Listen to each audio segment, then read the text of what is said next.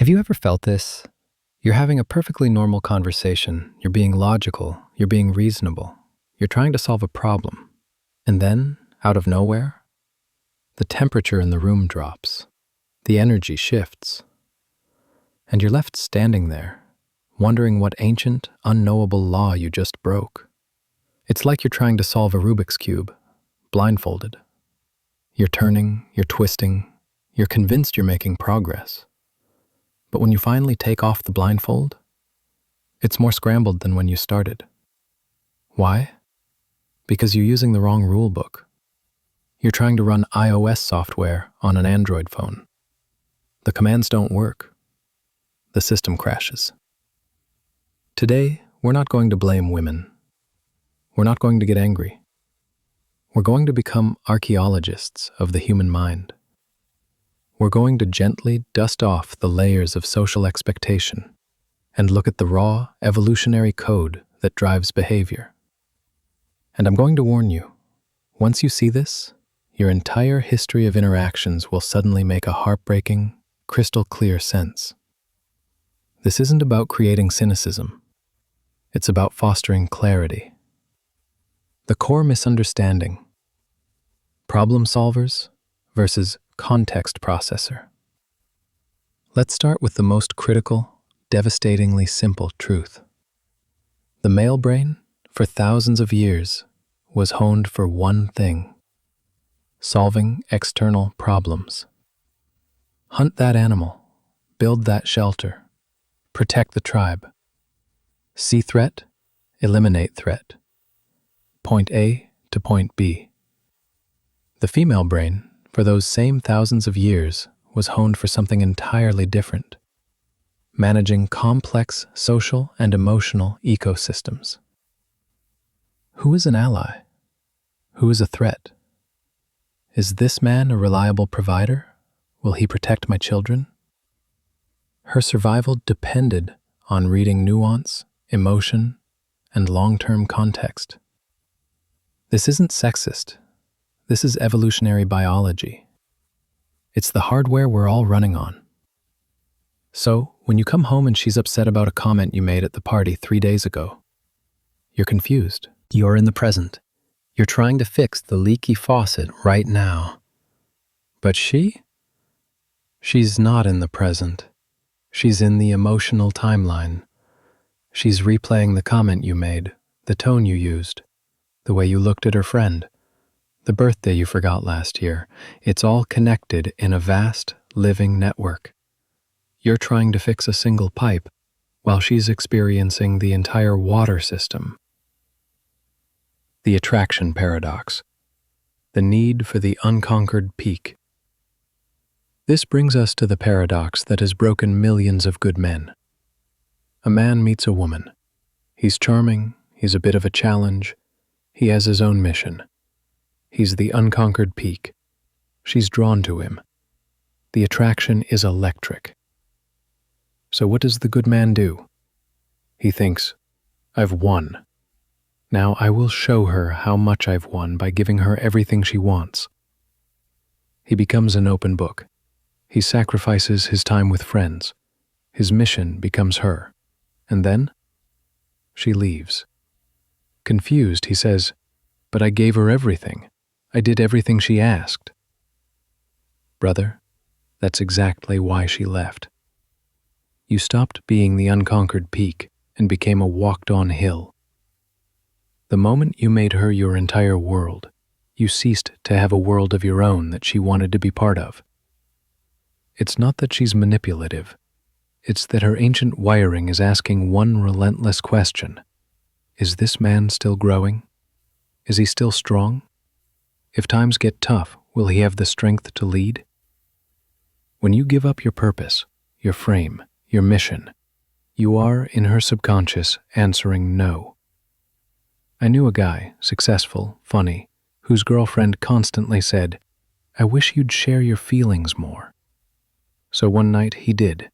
He opened up about his deepest insecurities, his financial fears, his vulnerabilities. And within a month, she was gone. She told a friend, I just didn't see him the same way. The test wasn't to get the information. The test was to see if the fortress had strong walls. She didn't want to live in an open field. She wanted to know she was safe within strong, impenetrable walls. She wanted to know she could earn a look inside, not that the walls would crumble at the first request. The modern dilemma: Stone Age software in a digital world. Now, here's where our ancient wiring slams into the modern world and everything breaks. For millennia, a woman's security was tied to a man's ability to provide and protect. The resource extraction protocol, as some coldly call it, was about survival. Food, shelter, safety. But today, women have careers. They have independence.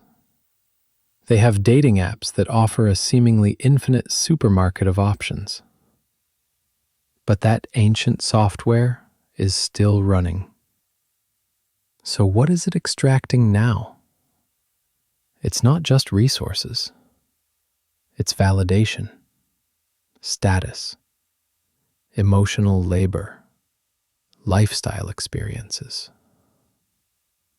She's running Stone Age software in a digital world. And you, my friend, are the one getting the blue screen of death. This explains the guilt-fear operating system so many men experience. She can't force you to stay, so the system uses psychological leverage. Guilt. You're not doing enough. You're not romantic enough. Fear. I might leave. I might find someone better. And soon, every decision you make is filtered through this. Will this upset her? Will this make her leave? You are no longer the captain of your own ship. You're a passenger, desperately trying to steady a boat you no longer control. The way forward: running your own code. So what's the answer? Do we just give up? Become cynical? Number. The answer is the most empowering realization you will ever have. You must stop trying to debug her software and focus on optimizing your own.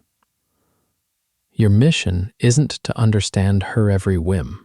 Your mission is to become so solid in your own purpose, so grounded in your own value, that you become an unshakable point of reference in her world. This isn't about being a cold, distant rock. It's about being an oak tree. She can swing from your branches, she can rest in your shade, she can enjoy your strength, but your roots are deep, and your growth is towards your own sun. 1. Lead with purpose. What is your mission? Your passion? A man without a purpose is a magnet for chaos. 2. Maintain your frame. Your values, your boundaries, your self-respect are non-negotiable. You are not a puppet waiting for instructions. 3. Understand her language. When she's upset, 90% of the time she doesn't want a solution. She wants to feel heard and understood. Validate the emotion first. Wow, that sounds incredibly frustrating. Is more powerful than any fix you can offer. 4. Be a challenge, not an obstacle. A challenge is exciting and inspiring. An obstacle is just a brick wall. Stay interesting. Keep growing. Have a life that she's excited to be invited into. When you truly grasp this, the confusion evaporates. You stop seeing her behavior as a random personal attack and start seeing it as the output of an ancient, survival-tested program. You can't change her code. Billions of years of evolution are a powerful force. But you can change how you respond to it. You stop playing a game you don't understand, and you start building a life so compelling that the right partner will choose to join you on your journey. The goal isn't to win against women. The goal is to build a partnership where two different, powerful operating systems can run side by side, creating something stronger than either could alone. It starts with you, your mission, your frame, your unshakable value. The red pill of knowledge is right here.